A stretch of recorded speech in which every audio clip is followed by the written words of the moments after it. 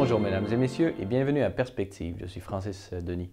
Pour débuter, des nouvelles en provenance du Vatican. Hier, 4 janvier 2015, le pape François a une fois de plus surpris tout le monde en se rendant dans les villes de Rieti et de Greccio en Italie.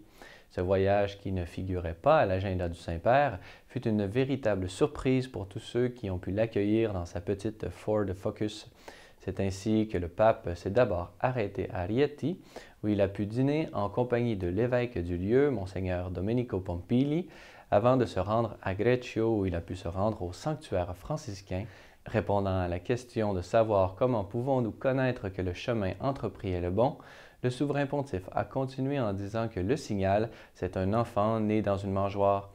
La petitesse de Dieu, le fait que Dieu s'est abaissé, qu'il s'est annihilé pour être comme nous, pour cheminer devant nous, est la clé pour comprendre notre propre existence. Concluant son propos, le pape a poursuivi en affirmant que c'est par cette humilité qu'il nous est possible à tous de découvrir l'étoile que Dieu veut pour nous. Avant de quitter le sanctuaire vers 15h30, le pape a voulu s'arrêter devant la fresque de la première crèche créée par saint François d'Assise en ce lieu même en 1223. En effet, revenant de son séjour en Terre Sainte, saint François avait voulu reproduire la scène de la Nativité, scène qui lui rappelait l'humilité et la pauvreté du mystère de l'incarnation divine.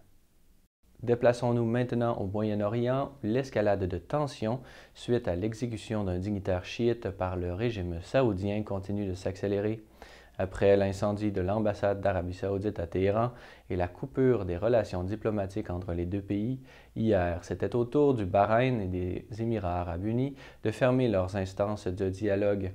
Pour en savoir davantage sur cette crise actuelle, je vous propose cet entretien d'Olivier Bonnel de Radio Vatican et qui s'est entretenu avec Olivier Roy, professeur à l'Institut européen de Florence et auteur du livre Enquête de l'Orient perdu, publié aux éditions du Seuil en 2014.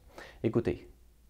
Je pense qu'ils sont dans une escalade, dans une logique d'escalade, en tout cas depuis l'arrivée du nouveau roi. Cette exécution montre bien, dans le fond, les priorités stratégiques de l'Arabie saoudite, qui ne sont pas du tout de combattre l'État islamique en Irak et en Syrie, mais bien de combattre l'Iran, qui est désigné avec les chiites comme l'ennemi principal. Téhéran a accusé ce matin l'Arabie saoudite d'augmenter les tensions dans le Moyen-Orient et de régler finalement à l'extérieur ces conflits intérieurs. Comment comprendre cette phrase ? L'Iran, effectivement, a réagi de manière relativement modérée, c'est-à-dire en parlant de problèmes intérieurs de l'Arabie saoudite et en évitant toute internationalisation de la répression des chiites saoudiens. Je crois qu'effectivement, l'Iran ne souhaite pas un conflit avec l'Arabie saoudite. L'Iran est dans une période d'ouverture contrôlée, bien entendu, et la priorité de l'Iran, pour le moment, c'est bien de combattre l'État islamique et de trouver, disons, une solution en Irak et en Syrie qui favorise ses protégés, à savoir le gouvernement actuel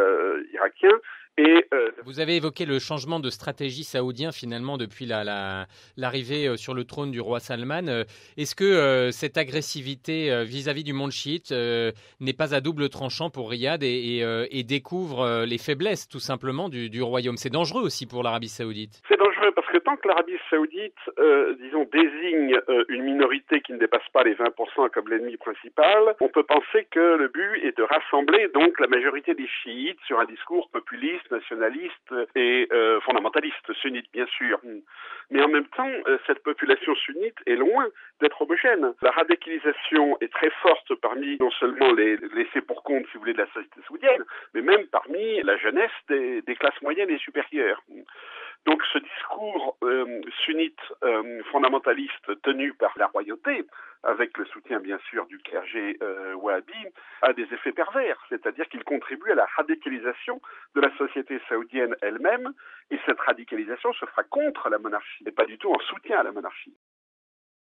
Enfin, notez que vous avez désormais accès au nouvel épisode de Focus catholique sur la chaîne YouTube de C'est les Lumières et dans lequel notre journaliste Emily Callan s'est rendue dans la grande région de Québec pour comprendre davantage les raisons derrière la promulgation d'une année jubilaire de la miséricorde. Voilà, c'est tout pour aujourd'hui. Si vous avez des questions ou commentaires, vous pouvez m'écrire à l'adresse qui apparaît à l'écran. Merci d'avoir été des nôtres. À la prochaine.